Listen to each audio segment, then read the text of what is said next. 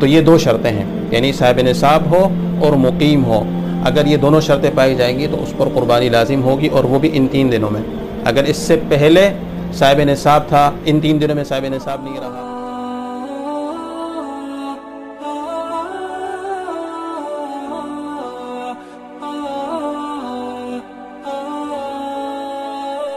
بسم اللہ الرحمن الرحیم، نحمدہ ونصلی ونسلم علی رسولہ الکریم، اما بعد۔ دیکھیں، ایک قربانی کا ایک مسئلہ،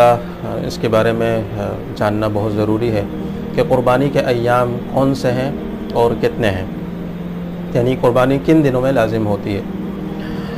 جیسے کہ اس سے پچھلی ویڈیو میں نے اس پر خوب تفصیل کے ساتھ روشنی ڈالی ہے کہ قربانی کس پر لازم ہے، اور کون سے ایسے شخص ہے کہ جو اگر قربانی نہیں کرتا تو وہ اس وعید کا مستحق بنتا ہے۔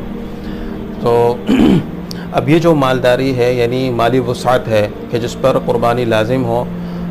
وہ کن دنوں میں اس کے پاس اتنی مالیت کا ہونا ضروری ہے۔ تو قربانی کے جو ایام ہیں وہ 3 دن ہیں، یعنی 10ویں تاریخ، 11ویں تاریخ اور 12ویں تاریخ۔ ان 3 دنوں میں اگر کسی کے پاس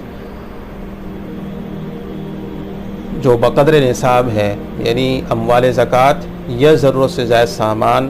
52.5 تولہ چاندی کی مالیت کے برابر ہو، تو اور ان 3 دنوں میں اور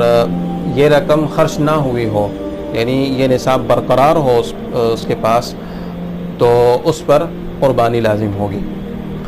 مثال کے طور پر ایک شخص ہے کہ جو قربانی کے پہلے دن تو صاحب نصاب ہے، یعنی اس پر قربانی لازم ہے، لیکن اس سے رقم خرچ ہو گئی، یا رقم چوری ہو گئی، یا وہ کسی وجہ سے اس نے صاحب نصاب نہ رہا ہو، تو اس پر پھر قربانی لازم نہیں ہوگی۔ اسی طرح قربانی مسافر پر لازم نہیں ہوتی، یعنی جو حالت سفر میں ہو اور 15 دن سے کم قیام کہیں اس کا ہو تو اس پر بھی قربانی لازم نہیں ہوتی۔ مثال کے طور پر عید کے پہلے دن یہ اپنے شہر میں تھا تو اس پر قربانی لازم تھی، دوسرے دن بھی اپنے شہر پر تھا تب بھی اس پر قربانی لازم تھی کہ قربانی کرے، لیکن تیسرے دن یہ اپنے شہر سے سفر پہ نکل جاتا ہے، سفر شریف پر، تو اور تیسرا دن یہ سفر میں گزارتا ہے، تو ایسی صورت میں اس پر قربانی لازم نہیں ہوگی۔ اسی طرح اگر کوئی شخص سفر پر ہو،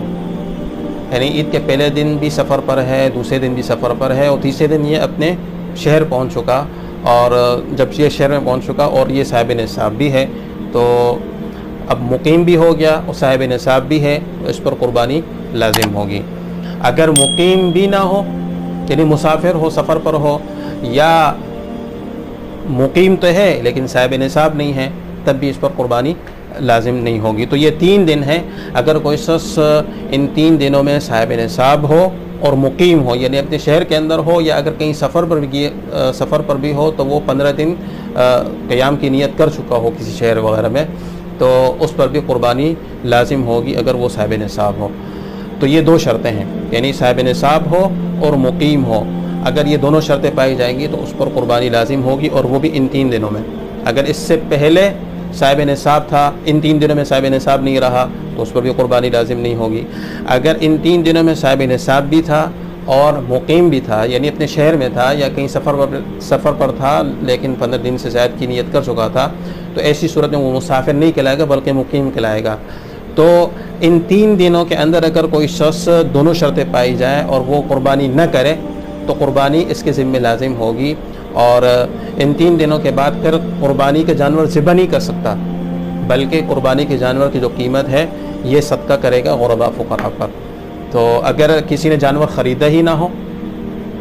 تو اس کے لیے یہ حکم ہے کہ وہ اتنی رقم صدقہ کر دے، اور اگر جانور خریدا ہو اور ان 3 دنوں میں اس نے قربانی نہ کی ہو تو پھر ان 3 دنوں کے گزرنے کے بعد پھر اس جانور کی قربانی نہیں کر سکتا، یعنی اس کو ذبح نہیں کر سکتا، بلکہ پورے جانور کو